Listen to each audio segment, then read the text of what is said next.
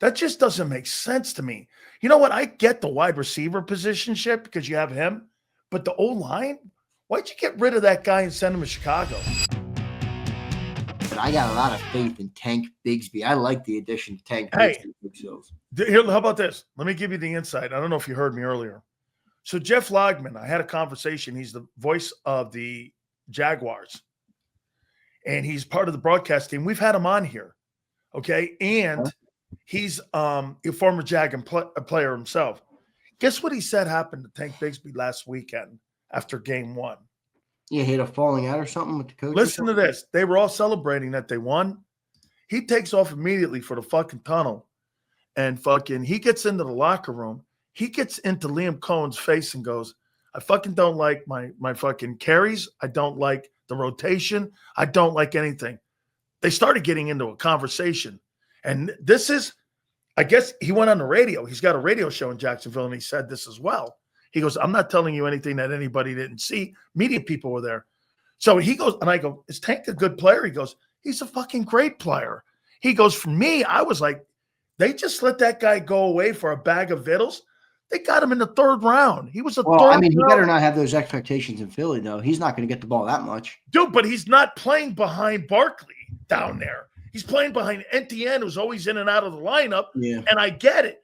Dude, when you got Barkley in front of you, you're going to go like this. Well, shit, if I'm behind somebody, it's Henry or Barkley. I don't want to be behind somebody that's always injured.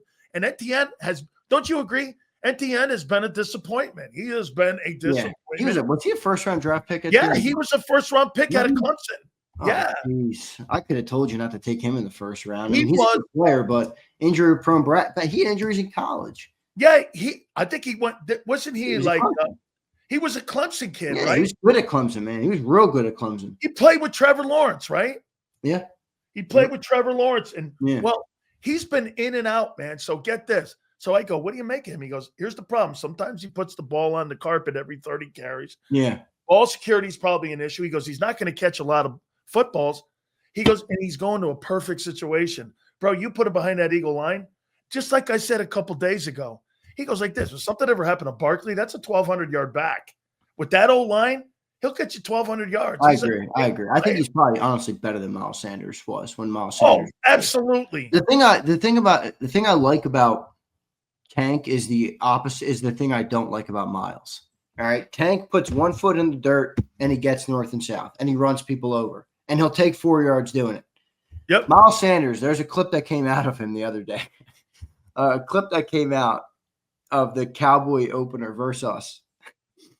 And there is a gaping hole right in front of Miles Sanders. And what does Miles Sanders do?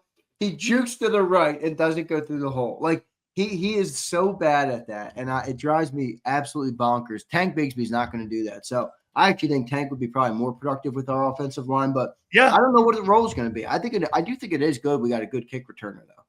I mean, I want a guy. I mean, if kick returns have become a prominent thing in the league, and this defense and this team is going to play the way they play, with running being such a dominant thing, field position matters, dude. But if his hands are an issue, you want him back there? His hands haven't been an issue on kick returns. I mean, we'll see if he's got to hold on to the football. Did he kick return down there in Jacksonville? Is that what he did? He did some. I think he did 6. Yeah, right. 6 of them last year. Well, remember, they probably had. I mean, they only played 17 games last year. They probably had 12 little kick returns. I don't know how many kick returns they had last year. What impact do you believe Carter has on this game on Sunday? Massive. Wait a second. Wait a second. Give me 1 second here. Okay. All right. Okay. Do you believe that a Kingsley Asuamataya can stop Jalen Carter?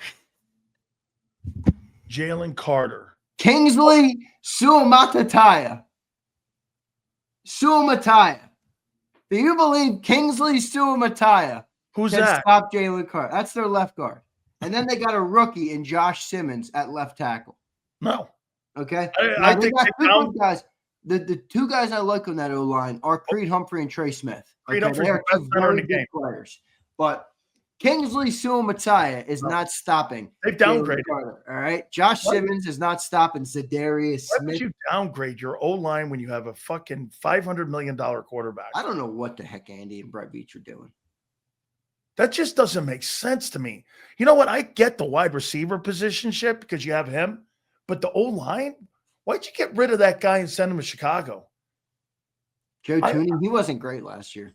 He made first team All-Pro. At guard, didn't they? Then they kicked him to the tackle, didn't they? That's right. He was the first team All-Pro guard. And then I don't know, but they could have made him a guard again, and now they got Yeah. Kingsley Suamataia. I don't get it, man. They did get the Chiefs got worse in the O-line in the Super Bowl. I'm going to agree with that. Well, hear me out. I mean, even wherever Carter lines up, if Carter lines up over Trey Smith, Creed Humphrey's going to have to help Trey Smith. All right, as good as Trey Smith is, he's still going to need help on Jalen Carter. That's going to open up Kingsley to Moro Ajomo, Jordan David, whoever's in there. Then you're going to have Josh Simmons on an island against either Jalix Hunt or Zadarius Smith. And you're going to have Juwan Taylor, who's a penalty waiting to happen, lined up on Nolan Smith. I mean, Jalen Carter, the best part about Jalen Carter, even if he's not the one that creates the pressure, is he opens everything up for everybody else on the defensive line. That's why the Cowboys were able to block so well, because nobody really needed double coverage. They were able to kind of stay in their spot and keep things traditional in the way that they blocked, as opposed to when you have Jalen Carter out there, you're going to have to slide coverages and bring extra protection to block that player. That's going to open things up for all the other guys in the D line. So I think they're in for a long night, that offensive line. And Patrick Mahomes better have a quick trigger, and I don't know who he's throwing to that's going to give him confidence to release that ball quickly. But I'm thinking we could have 3-4 sacks in this game. Hey, I don't really agree with them, Rez, but that 52-3 does every week. I don't know, man. Hey, I don't know, man. I mean, I'm with you. They got worse in the O-line. They got worse at skilled people, right? I mean, they lost Rashid Rice, and everyone's making Rashid Rice sound like he's Jerry Rice. Yeah, but he's better than Tyquan Thornton. I got it, but holy fuck, man. I mean, do you think the Eagles are going to overcorrect in this game with A.J. Brown? No. I mean, they're going to get him the ball, but probably because they're going to be more capable of getting him the ball in this game. I mean, look, dude, the Cowboys do have two good corners. I mean, they do have Deron Bland and Trayvon Diggs. Now, I'm not saying they're the best corners in football, but they're solid corners. They are. I mean, the Chiefs they got that, what's that kid's name? I'm blanking on his name. What's his name? McDuffie. McDuffie, that's it. He's a good player, but outside of that, I don't know who else they got over there. No, they got rid of Snead. They got rid of Snead a couple of years back, so I don't think they're going to be, they're going to be able to block or handle the Eagles receivers as well. But the question will be, how does Jalen handle that? How does he take advantage of what the defense is giving him in this game?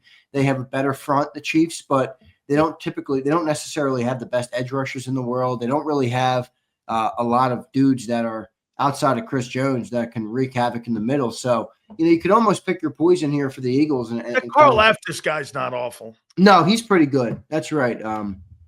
That he's pretty good. I actually like Carl. I think they just gave him a contract extension. They did. They just extended him. Yeah, they just extended him. So now we'll see. I mean, I don't think the Chiefs are that good though, dude.